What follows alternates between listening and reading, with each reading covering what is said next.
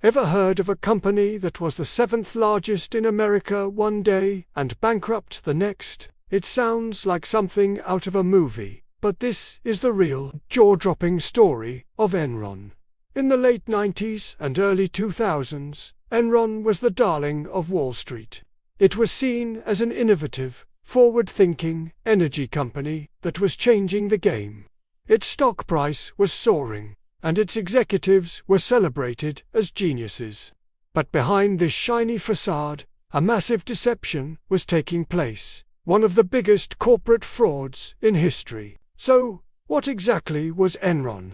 It started in 1985 as a pretty straightforward natural gas pipeline company.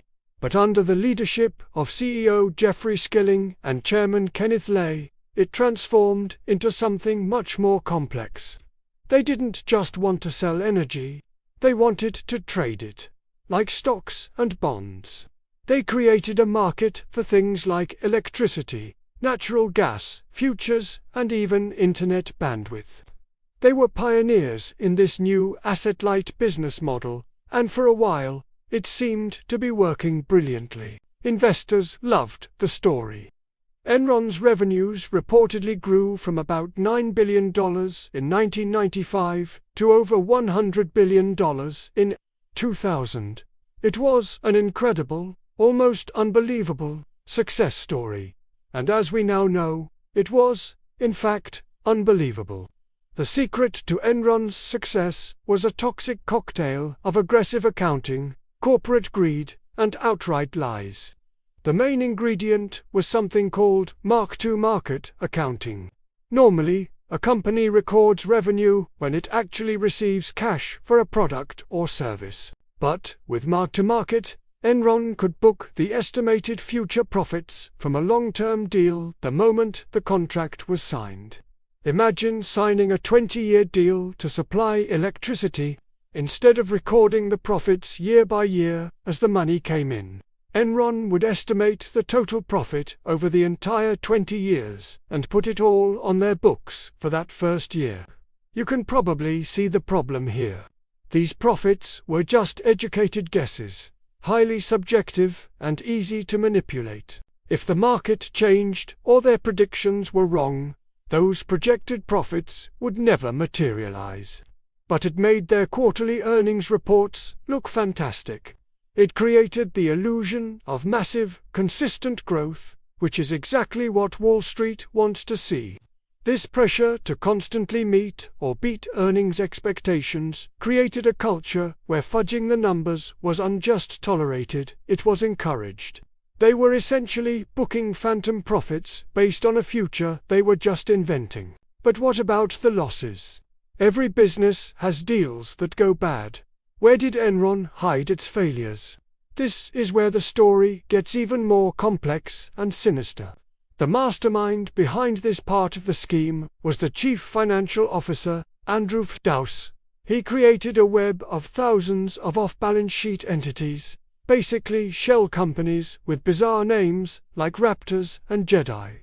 These were called Special Purpose Entities, or SP. Technically, these were separate companies, but in reality, they were controlled by Enron executives, including Fasto himself. Here's how it worked. If Enron had a bad asset, like a failing power plant in India or a soured investment that was losing millions, they wouldn't report the loss. Instead, they would sell that failing asset to one of these SPEs. The SPI would buy it using money borrowed from banks, often with a secret guarantee from Enron that the bank wouldn't lose money. So, on paper, Enron had gotten rid of the bad asset and even booked a small profit from the sale.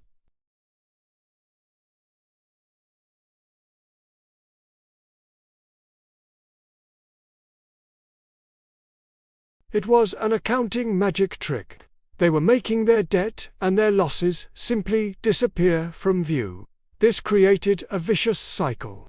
To keep the illusion going, Enron had to grow bigger and bigger, making more and more deals to generate new mark-to-market profits to cover up the old, unrealized ones. and they needed to create more and more space to hide the growing mountain of debt.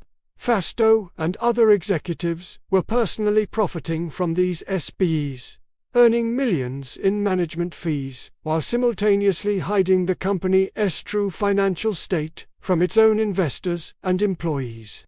They were essentially paying themselves to help the company lie. For years, nobody questioned it. The stock price was high, the analysts were cheering, and the executives were getting rich. They won awards for being the most innovative company. But a few people started to get suspicious. Journalists and analysts who dug deep into their financial reports found them to be almost impossible to understand. How was Enron actually making money?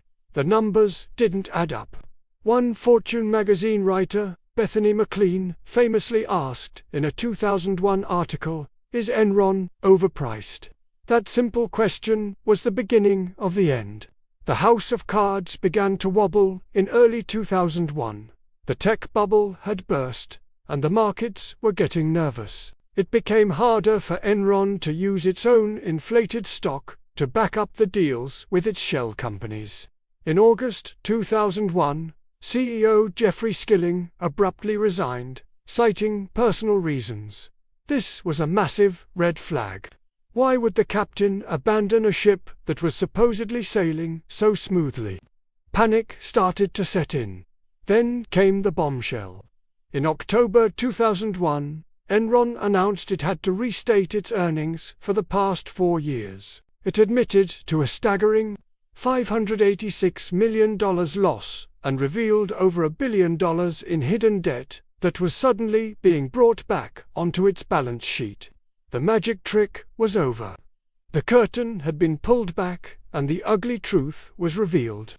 The company's claims of steady, predictable profits were a complete fabrication. The market reaction was brutal and swift. Investors, realizing they had been lied to for years, stampeded for the exits. The stock price, which had been over $90 a share just a year earlier, collapsed to less than $1. The company's credit rating was downgraded to junk status, triggering clauses that required them to repay their massive debts immediately. But the money wasn't there. It never was. On December 2, 2001, Enron filed for Chapter 11 bankruptcy, the largest in U.S. history at the time. The fallout was catastrophic. Thousands of employees lost their jobs overnight. Worse, many had their entire life savings wiped out. The company had heavily encouraged employees to invest their retirement funds in Enron stock, telling them it was a sure thing, even as executives were secretly selling off their own shares. They lost their jobs and their pensions in one devastating blow. Investors worldwide lost billions. The accounting firm Arthur Andersen, one of the largest in the world, was found guilty of obstruction of justice for shredding documents related to its Enron audits and was effectively destroyed, putting tens of thousands more people out of work. The Enron scandal sent shockwaves through the entire business world. It exposed a dark side of corporate culture driven by greed and a winner-talkists mentality. In the aftermath, top executives faced justice. Andrew Fasto pleaded guilty and testified against his former bosses. Jeffrey Skilling and Kenneth Lay were convicted of fraud and conspiracy. Lay died before he could be sentenced, but Skilling served over a decade in prison. In response to this massive breach of trust, the U.S. government passed the Sarbanes-Oxley Act in 2002. This landmark legislation introduced sweeping reforms to corporate governance and accounting practices, holding executives personally accountable for the accuracy of their financial statements and creating stricter oversight for auditors. The story of Enron serves as a powerful and timeless warning. It shows how easily deception can be dressed up as innovation, and how quickly a celebrated success can be revealed as a hollow fraud. It's a reminder to always be skeptical, to ask the tough questions, and to remember that if something seems too good to be true, it probably is. The name Enron will forever be synonymous with corporate corruption on an epic scale. Thanks for watching, and if you found this story fascinating, be sure to subscribe for more deep dives into history's biggest events.